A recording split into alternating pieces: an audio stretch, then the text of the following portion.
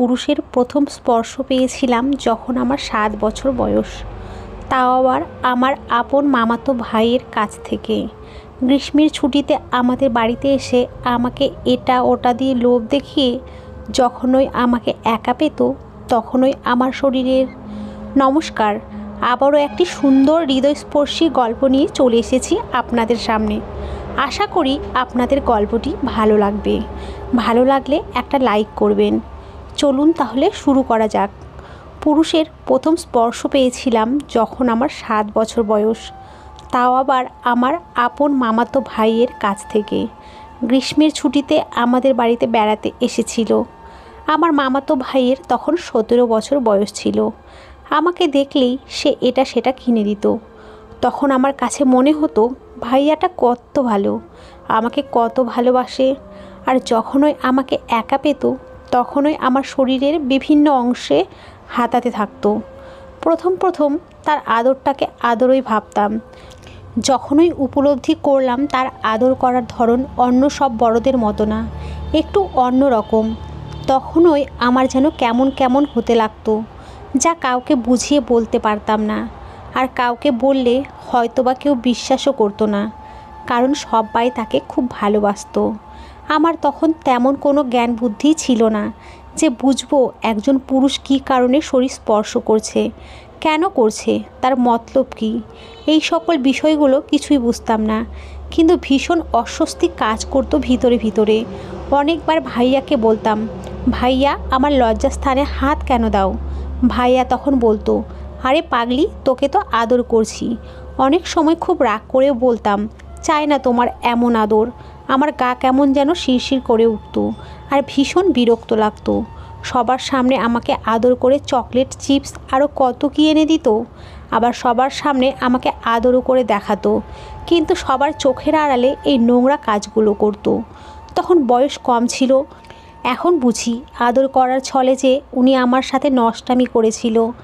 একদিন আমাকে তার কোলে জোর করে টেনে বসিয়ে আমার ঠোঁটে ঠোঁট লাগিয়ে সমানে চুষতে লাগলো। মনে হচ্ছে আমার ঠোঁটটা ছিঁড়ে কামড়ে খেয়ে ফেলবে। আমাকে এতটাই শক্ত করে চেপে ধরে রেখেছিল যে মনে হচ্ছিল আমার দম বন্ধ হয়ে আসছে। সেদিন বাড়িতে কেউ ছিল না, কারণ পাশের বাড়ির এক দাদি মারা গিয়েছিল বলে। এরপর ধীরে ধীরে সমস্ত শরীরে হাতাতে শুরু করলো, এমনকি আমার সারা শরীরে চুমু দিচ্ছিল। আমি ছাড়া পাওয়ার জন্য কান্নাকাটি করছিলাম, কিন্তু তবুও সে আমায় ছাড়ছিলই না। হঠাৎই বাড়িতে কোনো একটা শব্দ পেয়ে সেদিন ছেড়ে দিয়েছিল। আমিও ছাড়া পেয়ে এক দৌড়ে সেদিন পালিয়ে বেঁচেছিলাম। এরপর তাকে দেখলেই পালিয়ে পালিয়ে থাকার চেষ্টা করতাম। পরবর্তীতে সে একদিন কান ধরে উঠবোস করে বলেছিল কখনো এমন করে আমাকে আর আদর করবে না। এরপর আমার সাথে খুব ভালো ব্যবহার করছিল, এমনকি আমার সাথে বন্ধুত্বও করেছিল। আমার তখন মনে হয়েছিল ভাইয়া আর এমন করবে না। আমার সাথে খেলতো, হাসি ঠাট্টা করতো, কিন্তু আমিও ধীরে ধীরে তার সাথে স্বাভাবিক হয়ে গেলাম, কারণ তার মনে ছিল অন্য চিন্তাভাবনা, যা আমার মতো ছোট্ট মানুষের পক্ষে জানা সম্ভবই ছিল না। কোনো না কোনো অপরাধী যখন অপরাধ করে তখন নাকি পূর্ব থেকে প্ল্যানিং করে থাকে। বিষয়টা ঠিক এমনই ছিল। আমি নিম্ন মধ্যবিত্ত পরিবারের সন্তান ছিলাম। নুন আনতে পান্তা ফুরোতো আমাদের সংসারে। আমাদের মতো পরিবারে যখনই কোনো অসংলগ্ন ঘটনা ঘটে তখনই এই সমাজ সংস্কার কিছুতেই মেনে নিতে পারে না। আমার মা মাত্র 15 বছর বয়সে বিয়ে হয়ে বাবার সংসারে পা রেখেছিল। তিনি দেখতে অনেক সুন্দরী হওয়া সত্ত্বেও তার কোনো কদর ছিল না বাবা ও তার শ্বশুরবাড়ির মানুষের কাছে, কারণ উনি একজন নয়, দুজন নয়, 5 জন কন্যা সন্তানের জন্ম দিয়েছিল বলে। আমি পরিবারের সবচেয়ে ছোট সন্তান। একটা ছেলের আশায় 5 জন কন্যা সন্তান হয়। আমাদের 5 বোনের মধ্যে আমার জন্ম শেষে হওয়ায় তারা ভেবেছিল ছেলে সন্তান হবে, কিন্তু স্রষ্টার প্ল্যানিং ছিল অন্য রকম। আমাকে হাসপাতাল থেকে বাড়িতে আনতে চায়নি আমার বাবা আর দাদি। কেবলমাত্র মেয়ে হয়ে জন্মগ্রহণ করেছি বলে রাগ করে আমাদের হাসপাতাল রেখেই বাবা বাড়ি চলে গেলেন। আর আমার দাদি কপাল চাপড়ে হাই হুতাশ আর আমার মাকে অলক্ষী, অপয়া, পোড়া কপালি বলে আরও কত রকমের যে গালমন্দ করলেন তা ভাষায় প্রকাশ করা যাবে না। আমার দাদি একটু গোঁড়া টাইপের মানুষ ছিলেন। মা যখন গর্ভবতী ছিল তখন তাকে কোনো প্রকার মেডিকেল চেক আপ করতে দিতেন না। আমার দাদি, উনি বলতেন এটা নাকি ধর্মবিরোধী কাজ, তাই তারা মায়ের মেডিকেল চেক আপ করতে দিত না।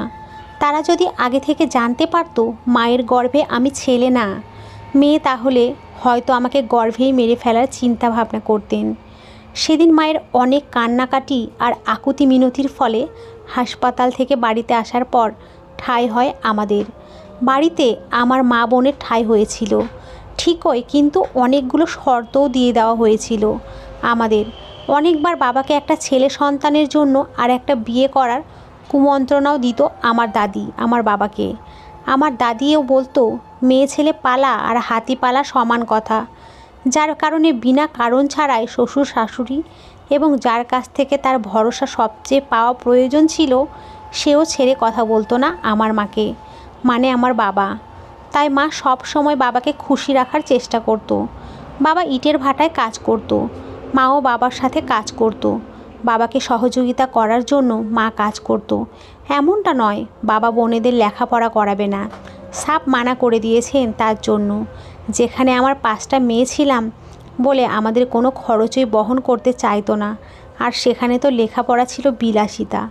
এর জন্য বাবার আর আমার দাদির একটাই কথা ছিল, মেয়েদের পিছনে এত খরচ করে লাভ কী, তাই এত লেখাপড়া করিয়ে কাজ কী, সেই তো পরের বাড়ি গিয়ে কামলার কাজ করে খেতে হবে। আর কত কি কথা বলতো, তবুও মা দমে যায়নি। মায়ের শখ মেয়েদের লেখাপড়া শেখানোর। তিনি প্রমাণ করতে চেয়েছিলেন সংসারে একটা ছেলে সন্তানের থেকে একটা মেয়ে সন্তানের গুরুত্বও কম না। তাই মা আমাদের লেখাপড়ার খরচ জোগানোর জন্য বাবার সাথে এক প্রকার লড়াই করে ইটভাটায় কাজ করতেন। কাজ করলে সংসারের টাকা দিতে হবে, তা নিয়েও এক প্রকার লড়াই করতে হয়েছিল আমার মাকে। মা তার রোজগারের কিছু টাকা আমাদের লেখাপড়ার জন্য রেখে বাকি টাকা সে বাবার হাতে তুলে দিতেন। একদিন বাবা মা কাজে ছিল, 2 বোন স্কুলে ছিল, আর 2 বোন দাদির সাথে ফুফুর বাড়ি গিয়েছিল। সেদিন বাড়ি ছিল ফাঁকা। আমি বাড়ির আঙিনায় বসে পুতুল খেলছিলাম। হঠাৎ ভাইয়া বলল, ঘরের ভিতরে অনেকগুলো খেলনা দেখা যাচ্ছে, এগুলো কার? দেখ তো, এগুলো তোর কি না? শিশুরা তো খেলনা, চকলেট, চিপস এগুলোর প্রতি একটু বেশি আকৃষ্ট থাকে, তাই আমারও ছিল। আমি সরল মনে উচ্ছ্বাসিত হয়ে ভিতরে প্রবেশ করতেই ঘরের দরজা লাগিয়ে দিল। আমি সারা ঘরময় জুড়ে খেলনা খুঁজতে লাগলাম, কিন্তু কোথাও কোনো খেলনা খুঁজে পেলাম না। ভাইয়াকে বললাম, ভাইয়া তুমি যে বললে ঘরে খেলনা আছে, কই আমি তো দেখছি না। ভাইয়া জবাবে বলল, মনে হয় উধাও হয়ে গিয়েছে। আমি বললাম, কি বলো ভাইয়া এগুলো? ভাইয়া বলল, ওসব খোঁজা বাদ দে, এখন আয় আমার কাছে, তোকে একটু আদর করি। ভাইয়ার মুখ থেকে কথাটা শোনা মাত্র ভয়ে ভয়ে বললাম, কি বলছো ভাইয়া তুমি এসব? তুমি না বলেছো আর কখনো আমার সাথে এরকম আদর করবে না, তাহলে এখন এগুলো কি বলছো? ভাইয়া কোনো কথার জবাব না দিয়ে এক টানে আমাকে তার কাছে নিয়ে গেল। সঙ্গে সঙ্গে ভাইয়াকে কাঁদতে কাঁদতে বললাম, ভাইয়া ছেড়ে দাও, চাই না তোমার এমন আদর, ছেড়ে দাও আমায়, নয়তো আমি কিন্তু জোরে চিৎকার করব। আমি যেই জোরে জোরে চিৎকার করতে নিয়েছিলাম অমনি ভাইয়া আমার হাত মুখ মায়ের শাড়ি দিয়ে বেঁধে ফেললো। সেদিন আমার চিৎকার আর আর্তনাদ কারো কান পর্যন্ত পৌঁছায়নি। আমি অবচেতন হয়ে পড়লাম। জ্ঞান ফেরার পর চোখ মেলে দেখতে পেলাম আমার মায়ের ক্ষতবিক্ষত চেহারা, ঠোঁটের কোণায় রক্ত, কপাল ফেটে রক্ত, এক চোখ ফুলে রক্ত জমাট বেঁধে কালো হয়ে গিয়েছে। আমি যেন নড়তে পারছিলাম না, গায়ে প্রচণ্ড ব্যথা আর খুব জ্বর। শুধু মায়ের মুখখানা দেখে ভয়ে আবারও জ্ঞান হারিয়ে ফেললাম। আমি মনে হয় একটা ট্রমার ভিতর দিয়ে চলে গেছিলাম। যখন ওই মনে পড়তো আমার সাথে ঘটে যাওয়া সেই ঘটনার কথা, তখনই আমার আর আমার মায়ের ক্ষতবিক্ষত চেহারাটা আমার চোখের সামনে ভাসতো, আর ঠিক তখনই ধীরে ধীরে গায়ে জ্বর চলে আসতো। আমি তখন যেন কেমন হয়ে যেতাম, নিজের মধ্যে থাকতাম না, হাত পা কুঁকড়ে আসতো, চারিদিক অন্ধকার হয়ে দম বন্ধ হয়ে আসতো। তখন কেউ আমার কাছে আসলেই ভীষণ ভয় লাগতো। এভাবেই পর্যায়ক্রমে জ্বর আসতে যেত, প্রায় 1.5 মাস পর্যন্ত জ্বরে ভুগেছিলাম। ওইদিকে গ্রামের লোকজন অলরেডি কানা ঘষা শুরু করে দিয়েছে। নানান জন নানা কথা বলতে শুরু করলো। কেউ কেউ তো বলতে লাগলো, এতগুলো মেয়ে যে বাড়িতে থাকে তাদের ঘরে এরকমটা তো হবেই। গ্রামের কিছু পুরুষরূপী নর পশুরা আমার বোনেদের জীবন দুর্বিষহ করে তুলেছিল। ঘর থেকে বের হওয়ার কোনো জো ছিল না। একদিন এক লোক আমার বড় বোনকে ডেকে বলল, তোকে তো ভালো কোথাও বিয়া হইব না, যেই ঘটনা ঘটেছে তোকে বাড়িতে, তার চেয়ে বরং আমারে বিয়া কইরা ফেল, সুখে থাকবি। আগে একখান বউ আছে, তাতে হইছেটা কি? পুরুষ মানুষের অমন 3-4টা বউ থাকা কোনো ব্যাপার না। আমারে বিয়া করলে তোরে আমি রানীর মতো কইরা রাখুম। আমার বড় বোন রাইমার তখন 14 বছর বয়স ছিল। লোকটার এমন নোংরা কথা শুনে আমার বোন কাঁদতে কাঁদতে দৌড়ে বাড়িতে এসে মাকে বলেছিল। এমন সময় পাশ থেকে দাদি বলল, মাইনসে তো ঠিকই কইছে, মানুষের মুখ কি আর আটকায় থন যাইব? মা বোনেরা কেবল শুধু কাঁদতো কেন, কাঁদতো কী কারণে কাঁদতো আমি জানতাম না। শুধু নীরব দর্শকের মতো ফ্যাল ফ্যাল করে চেয়ে থাকতাম, কিন্তু কিছু বুঝতাম না। এদিকে বাবাও প্রায় 1.5 মাস ধরে বাড়ি ফিরছিল না। কেন ফিরছিল না, কী কারণে ফিরছিল না তা আমার জানা নেই। হয়তো বা বাচ্চা বলে আমার কাছে তারা কোনো কথা শেয়ার করতো না। এইদিকে দাদিও আমাদের এই বাড়ি থেকে চলে যাওয়ার কথা বলে। সে তার নিজের মেয়ের বাড়ি চলে গিয়েছিল, আর এও বলেছিল এসে জানি আমাদের আর এই বাড়িতে না দেখে।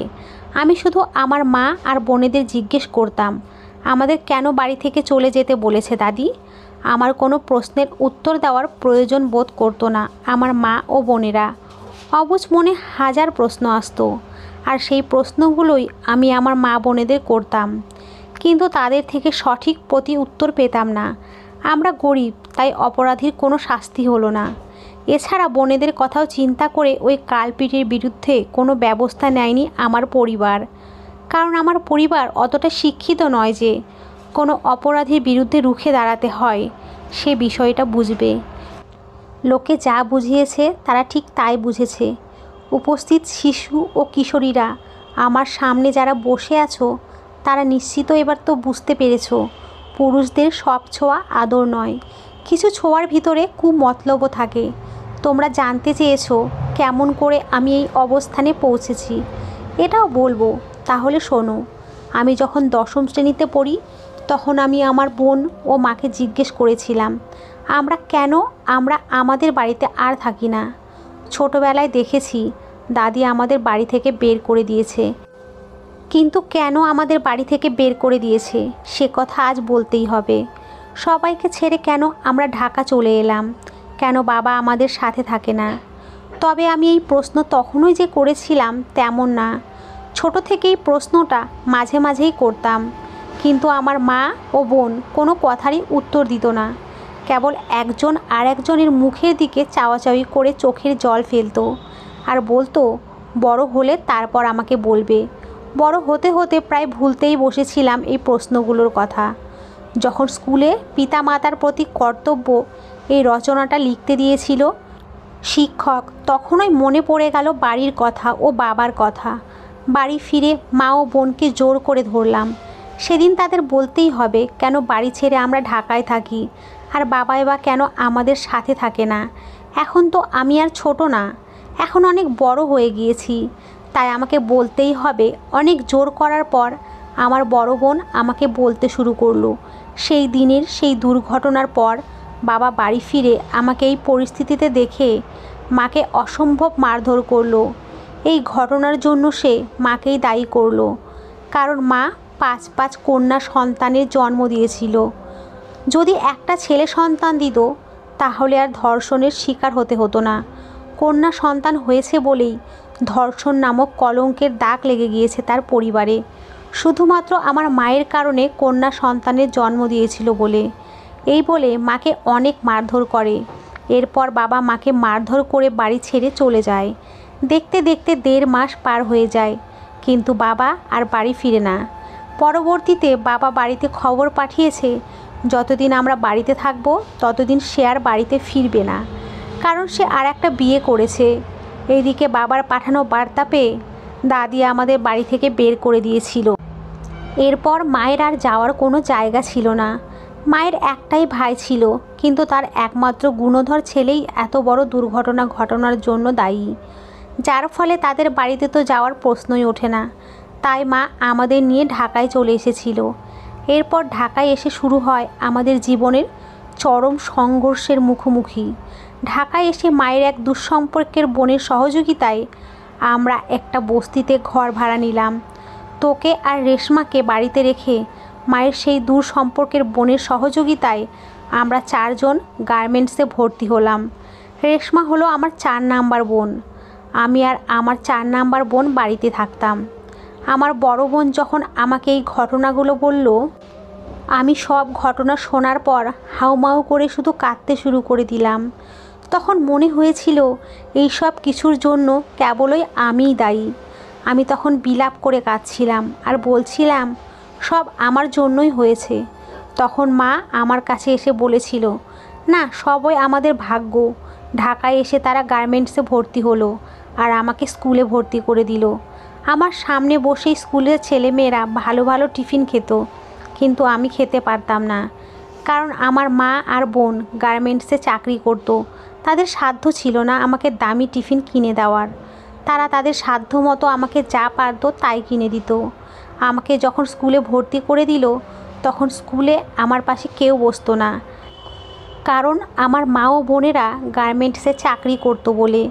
এমনকি যেদিন আমি স্কুলে কোনো কারণে পড়া বলতে না পারতাম, সেদিন টিচাররাও আমাকে বলতো, মা বোনের সাথে গার্মেন্টসে গিয়ে কাজ কর, তোকে আর পড়তে হবে না। লেখাপড়া করে কি করবি? ডাক্তার ইঞ্জিনিয়ারের ছেলে তো আর বিয়ে করতে আসবে না। বিয়ে তো হবে কোনো রিক্সাওয়ালা বা কোনো ড্রাইভারের সাথে। তাই পড়ে লাভ কি? অনেক সময় তো কাঁদতে কাঁদতে স্কুল থেকে বাড়ি ফিরে বলতাম আমি আর স্কুলে যাব না। তখন মা আর বোন আমার মাথায় হাত দিয়ে বলতো, কি হয়েছে, কেন স্কুলে যাবি না? আমিও কাঁদতে কাঁদতে বলতাম, তোমাদের জন্য স্কুলের বন্ধু বান্ধবরা আমার সাথে মিশতে চায় না, কারণ তোমরা গার্মেন্টসে কাজ করো বলে। আর টিচাররা কিছু হলেই আমাকে শুধু বলে, মা বোনের সাথে গার্মেন্টে কাজ কর। তখন বড় বোন আর মা আমাকে বুঝাতো, এভাবে ভেঙে পড়লে চলবে? লেখাপড়া করে সবাইকে বুঝিয়ে দে, গার্মেন্টসে যারা কাজ করে তাদের সন্তানরাও লেখাপড়া করে একদিন বড় কিছু করতে পারে। আর আমাকে সব সময় বলতো, আমরা কষ্ট করি, কিন্তু তোকে লেখাপড়া করতেই হবে। যত কষ্টই হোক, তোকে আমরা পড়াতে চাই। সবাইকে দেখিয়ে দে যাতে আমরা মেয়ে হয়ে জন্মগ্রহণ করে কোনো পাপ করিনি। সব সময় মা বোনের কথায় ভরসা পেয়ে ভেঙে যাওয়ার মনে পুনরায় মনোবল ফিরে পেতাম। এরপর নতুন উদ্যমে লেখাপড়া চালিয়েও যেতাম। এভাবে করে এসএসসি পাশ করলাম। 9ম শ্রেণীতে পড়া চলাকালীন আমার বড় 2 বোনের একই সাথে বিয়ে হয়ে যায়, যার ফলে আমার এসএসসি পাশ করার পর কলেজে ভর্তি নিয়ে বেশ আর্থিক সমস্যার সম্মুখীন হতে হয়েছে আমার পরিবারকে। যেমন তেমন করে ভর্তি হয়ে গেলাম এক সরকারি কলেজে। কলেজে ভর্তি হওয়ার কয়েক মাস পরের কথা, নতুন বই, কাগজ, কলম এগুলো কিনতেই অর্থনৈতিকভাবে তাদের হিমশিম খেতে হচ্ছিল। আমি আমার মা বোনেরা কষ্টটা না বুঝেই পিকনিকের কথাটা বলে ফেললাম দুম করে। আমার ধারণা ছিল এতগুলো মানুষ একসাথে কাজ করে, পিকনিকের খরচ তো তারা দিতেই পারবে, তাই সাহস করে বলে ফেললাম। আমার ধারণাকে মিথ্যে প্রমাণ করে আমার মা সাফ বলে দিল, পিকনিকে যাওয়া লাগবে না। আমিও জেদ ধরে বললাম, আমি পিকনিকে যাবই। মা রাগ করে পুনরায় আমাকে বলল, পিকনিকে যাবি? টাকা পাবো কোথায়? আমাদের মতো গরিবদের ভ্রমণ, পিকনিক, মার্কেটিং এসব শুধুই বিলাসিতা, ওসব আমাদের জন্য নয়। এখন তুমি ছোট না যে তুমি বোঝো না। তোমার আরও 2টো বিবাহযোগ্য বোন আছে, তাদের বিয়ে দিতে হবে। তোর লেখাপড়ার খরচ এত টাকা পাবো কোথায়? সেদিন আমি আমার মা বোনের কষ্টটা না বুঝে তাদের উল্টো আঘাত করে বললাম, এতগুলো মানুষ তোমরা কাজ করো, অথচ একটা পিকনিকের খরচ দিতে পারছো না? আমার কথায় তারা হার মেনে গিয়ে আর কোনো কথা বলল না। অনেক আঘাত পেয়েছিল আমার কথায় সেদিন। আমিও রাগ করে সেই রাতে কিছু না খেয়েই শুয়ে পড়েছিলাম। ঘুমানোর ভান ধরে দেখছিলাম তারা কি করে। চোখ পিটপিট করে দেখলাম আমার মা ও বোন কাঁদছে। কিছুক্ষণ পর তারাও চোখের জল মুছতে মুছতে আমার মতো তারাও না খেয়ে শুয়ে পড়ল। কলেজে ভর্তি হয়ে একটা মেয়ের সাথে আমার খুব ভালো বন্ধুত্ব হয়। কয়েক মাস বেশ ভালো বন্ধুত্বই ছিল। একদিন সে জানতে চাইলো আমার পরিবারে কে কে আছে, আমার পরিবার কি করে। তাকে সরল বিশ্বাসে বলেছিলাম আমার মা ও বোন গার্মেন্টে চাকরি করে। বাবার কথা বলিনি, কেবল বলেছি বাবা মরে গেছে। বাবার কথা কেন বলবো, যে বাবা অপ্রত্যাশিত এক দুর্ঘটনার জন্য আমাদের মা ও বোনেদের বাড়ি থেকে বের করে দিয়েছে। তার নাম কোন মুখে আনবো? আমার কাছে তো আমার বাবা মৃত হয়ে গিয়েছে, তাই বলেছি বাবা মরে গিয়েছে। আমার মা ও বোন গার্মেন্টে চাকরি করে। কথাটা শোনা মাত্রই ধীরে ধীরে মেয়েটির মুখের রং পাল্টাতে শুরু করলো। আমি বিষয়টাকে লক্ষ্য করেছিলাম, কিন্তু কিছু বলিনি। এরপর মেয়েটি ধীরে ধীরে আমার সাথে মেশা বন্ধ করে দিল। আগে যেভাবে মিশতো সেভাবে আর মিশে না। আমি একটা কথা কিছুতেই ভেবে পেতাম না, গার্মেন্টে যারা কাজ করে তারা কি খুব খারাপ? তারা কি মানুষ না? সকলের সাথে মেশা বাদ দিয়ে লেখাপড়ায় মনোনিবেশ করলাম। যথাসময়ে এইচএসসি পরীক্ষার রেজাল্ট বের হলো। আমি গোল্ডেনে পাশ পেলাম। আমার রেজাল্টের খবর শুনে আমার মা ও বোনের চোখ দিয়ে আনন্দ অশ্রু ঝরতে শুরু করলো, সাথে আমারও। এরপর দুর্ভাগ্যবশত ঢাকা বিশ্ববিদ্যালয়ে ভর্তি পরীক্ষা দেওয়ার মাত্র 5 দিন আগে আমার হঠাৎ টাইফয়েড জ্বর ধরা পড়লো। ইচ্ছে থাকা সত্ত্বেও আমার ঢাকা বিশ্ববিদ্যালয়ে ভর্তি পরীক্ষা দেওয়ার সুযোগটা হয়ে উঠল না। সুস্থ হওয়ার পর ভর্তি হয়ে গেলাম সরকারি তিতুমির কলেজে। যাওয়া ও আসাটা আমাদের মতো দরিদ্র পরিবারের জন্য ছিল বেশ কষ্টসাধ্য। গাড়ি ভাড়া, এক্সট্রা খরচা এসব আমাদের জন্য কষ্টসাধ্যই ছিল। তারপরও আমার মা ও বোনেরা নিজেরা অনেক কষ্ট করেছে, কিন্তু আমাকে কখনো তারা কষ্ট পেতে দেয়নি। আমার সেজ বোন বলল, আমরা কষ্ট করি কিন্তু তোকে কখনো কষ্ট পেতে দেব না। তুই শুধু লেখাপড়া করে কিছু একটা কর। আমরা যেন গর্ব করে বলতে পারি আমাদের পরিবারের একজনকে আমরা শিক্ষিত করতে পেরেছি, আমাদের জীবন সার্থক করতে পেরেছি। আর মাথা উঁচু করে যেন বলতে পারি মেয়েরাও অনেক কিছু করতে পারে।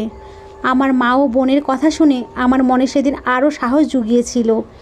আমাকে তারা প্রতিদিন কলেজে যাতায়াতের জন্য বেশ কিছু টাকা হাত খরচার জন্য দিত, অথচ তারা প্রতিদিন মিরপুর 1 নাম্বার থেকে কল্যাণপুর পর্যন্ত পায়ে হেঁটে যাতায়াত করত।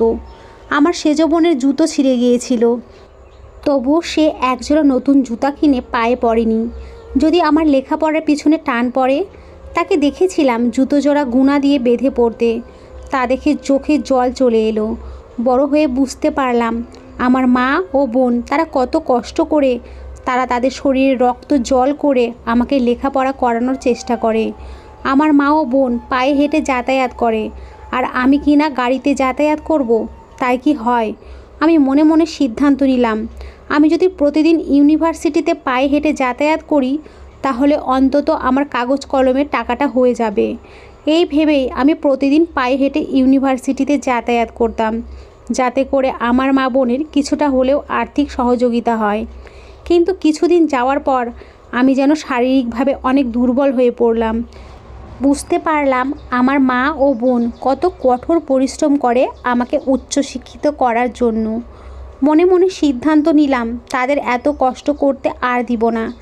আমাকেও কিছু একটা করতে হবে, নিজের লেখাপড়ার খরচ নিজেই চালাবো। অনেক জায়গায় টিউশনি খুঁজলাম, এরপর চাকরি খুঁজলাম, কিন্তু কোথাও কোনো চাকরি খুঁজে পেলাম না। এইচএসসি পাশ করা একজন স্টুডেন্ট হুট করে কী বা চাকরি পাবে, আর কেই বা দিবে তাকে কোনো চাকরি? যখন কোথাও কোনো চাকরি বা টিউশনি খুঁজে পেলাম না, তখন ঠিক করে নিলাম আমিও গার্মেন্টে চাকরি করব। এরপর রাতে এসে পড়াশোনাও শেষ করব, কারণ যাতে পড়াশোনা ছাড়তে চাইনি, যাতে মা বোনের কষ্ট বিফলে না যায়। অবশেষে গার্মেন্টে চাকরি নিয়ে নিই, কিন্তু বাড়িতে কি বলবো তাই ভেবেই পাচ্ছিলাম না। মনে মনে ভাবলাম বাড়িতে বলবো আমি একটা ছোটোখাটো চাকরি করি, কিন্তু আমার এটুকু ধারণা ছিল না যে তাদের তো গার্মেন্টে চাকরি করার অভিজ্ঞতা আছে, তারা তো আমাকে দেখলেই বুঝে ফেলবে। এরপর বুঝলাম মা ওর বোন কেন হাতের আঙ্গুলে পট্টি বেঁধে রাখতো। ছোটোবেলায় দেখতাম মা আর বোনেদের সব সময় হাতের আঙ্গুলে পট্টি বাঁধা, কিন্তু কেন বেঁধে রাখতো তা জানা ছিল না। এরপর নিজেই যখন গার্মেন্টে জয়েন হলাম, ধীরে ধীরে বুঝতে পারলাম বিষয়টা। মেশিনের নিডেলে আঙুল ঢুকে যায় বলে আঙ্গুলে পট্টি বেঁধে রাখতো। কিছুদিন মা ও বোনকে বিষয়টা লুকিয়ে যেতাম, যাতে তারা জানতে না পারে। একদিন তাদের আগেই ক্লান্ত হয়ে ঘুমিয়ে পড়েছিলাম। সেদিনই আমার মা আর বোন বুঝে গিয়েছে আমি নিশ্চিত গার্মেন্টেই জয়েন হয়েছি। আমার মা ও বোন আমাকে কাঁচা ঘুম থেকে টেনে উঠালো। এরপর আমাকে উঠিয়ে জিজ্ঞেস করলো, ইদানিং কেন এত ক্লান্ত থাকি, কেন আগের মতো ঠিক মতো পড়াশোনা করি না? আমি ভয়ে ভয়ে সব বলে ফেললাম, আমিও গার্মেন্টে চাকরি নিয়েছি। কথাটা শোনা মাত্রই আবারও সেজ বোন আমার গালে সজোরে একটা চড় বসিয়ে দিল আর বলল, আমাদের কষ্টের প্রতিদান এইভাবেই বিফলে দিলি? আমরা তো চেয়েছিলাম তুই উচ্চশিক্ষায় শিক্ষিত হ, সেদিন আমি আর আমার মা বোন মিলে খুব কেঁদেছিলাম। মা বোনের অনুরোধে চাকরিটা ছেড়ে দিলাম, দুটো টিউশনি নিলাম। একদিন টিউশনি করে বাড়ি ফিরছিলাম, এর মধ্যে পথে মাথা ঘুরে রাস্তার একপাশে বসে পড়লাম। হঠাৎ একজন ভদ্রমহিলা আমার পাশে এসে আমার কাঁধে হাত রেখে বলল, কি হয়েছে মামুনি? আমি মুখ ফিরিয়ে বললাম যে কিছুই হয়নি, ঠিক আছি, মাথাটা একটু ঘুরে গিয়েছিল। এরপর তিনি আমাকে বললেন, আমি দূর থেকে খেয়াল করছিলাম মাথা ঘুরে পড়ে যাচ্ছিলে, তাই এগিয়ে এসে জানতে চাইলাম তোমার কি হয়েছে, তুমি কিছু মনে করনি তো? আমি বললাম না। তিনি আবার বললেন, তোমার বাসা কোথায় বলো আমাকে, আমি তোমাকে পৌঁছে দিচ্ছি। আমি তাকে বললাম, বাসা কাছেই, আমি আস্তে আস্তে হেঁটে যেতে পারবো। ভদ্রমহিলা আমাকে আবার বললেন, দেখে তো মনে হচ্ছে পারবে না। ভদ্রমহিলা আমাকে আবারও বললেন, দেখে তো মনে হচ্ছে তুমি সারাদিন কিছুই খাওনি, বেশ ক্লান্ত দেখাচ্ছে তোমাকে। তুমি কি লেখাপড়া করো? আমি তাকে বললাম, জি আন্টি, আমি পড়াশোনা করি। এরপর তিনি অত্যন্ত বিনম্র স্বরে আমাকে বললেন, তোমার পরিবারে কে কে আছে? আমি বললাম, মা ও বিবাহযোগ্য 2 বোন আছে। তিনি আবার বললেন, বাবা ও ভাই নেই? আমি তার প্রশ্নের উত্তরে বললাম, না, বাবা ও ভাই নেই। তিনি আবারও বললেন, তাহলে তোমাদের সংসার চলে কিভাবে? হঠাৎ মনে পড়ে গেল কলেজের সেই বান্ধবীর কথা। মনে মনে ভাবলাম, বলবো কি বলবো না। এরপর সিদ্ধান্ত নিলাম, না বলবো। আমার মা বোন কোনো চুরি তো করে না, তারা রক্ত জল করে টাকা উপার্জন করে, আমার তো গর্ব করে বলা উচিত। আমি কিছুক্ষণ নীরব থেকে বললাম, আমার মা ও বোন গার্মেন্টে চাকরি করে, আর আমি 2টো টিউশনি করি, এইভাবেই চলছে। উনিও কিছুক্ষণ নীরব থেকে বললেন, তুমি আমার সংস্থায় কাজ করবে, তোমার যাবতীয় লেখাপড়ার খরচ আমাদের সংস্থা তুলবে, আর যদি কিছু মনে না করো তাহলে একটা কথা বলি। আমি মাথা নাড়িয়ে বললাম, জি বলুন। আমার কোনো সন্তান নেই, আমি কখনো মা হতে পারবো না, আমায় মা বলে ডাকবে। এরপর শুরু হলো সেই সংস্থার জায়গায় যে আমি ক্যাম্পেইন করতাম আর শিশু কিশোরী মেয়েদের সচেতন করতাম। এরপর ক্যাম্পেইন করতে করতে আমার সাক্ষাৎ হলো ডক্টর দীপ্তের সাথে, যিনি বর্তমানে আমার জীবনসঙ্গী। আমার মা বোন রেহানা মায়ের মতোই ডক্টর দীপ্তরও অবদান কম ছিল না আমার জীবনে। আমার অসহায় শিশু কিশোরী মেয়েদের সে বিনামূল্য চিকিৎসা দিয়েছে। বিভিন্ন জায়গায় যেখানে যেখানে আমি ক্যাম্পেইন করেছি সেখানেই ও বিনামূল্য চিকিৎসা দিয়েছে, শুধুমাত্র সে আমাকে ভালোবাসতো বলে। আর আমার পারিবারিক বিষয়ে সম্পূর্ণ জেনেই সে আমাকে ভালোবাসতো। এরপর উচ্চতর শিক্ষা অর্জনের জন্য আমার সেই সংস্থার রেহানা মা আমাকে বিদেশে পাঠান, যাতে সংস্থার কাজ আরও ভালোভাবে করতে পারি, বুঝতে পারি এবং বিদেশ থেকে কিভাবে সহযোগিতা নিতে হয় সে সম্পর্কে জানতে পারি। আমি যতদিন দেশের বাইরে ছিলাম ততদিন দীপ্ত আমার মা ও বোনেদের খরচ চালিয়েছে, এদিকে রেহানা মা আমার খরচ চালিয়েছেন। এরপর বিদেশ থেকেই আমি জানতে পেলাম যোগ্য পাত্র দেখে আমার 2 বোনের বিয়ে দিয়েছে দীপ্ত নিজ খরচে। আমি বাইরের দেশ থেকে ফিরে এলে দীপ্তের সাথে আমার বিয়ে হয়। আল্লাহর রহমতে আমরা অনেক সুখী এবং এখনও আমরা শিশু কিশোরী মেয়েদের সহযোগিতা করে যাচ্ছি বিনা স্বার্থে। আশা করছি ভবিষ্যতেও সে আমার পাশে থাকবে।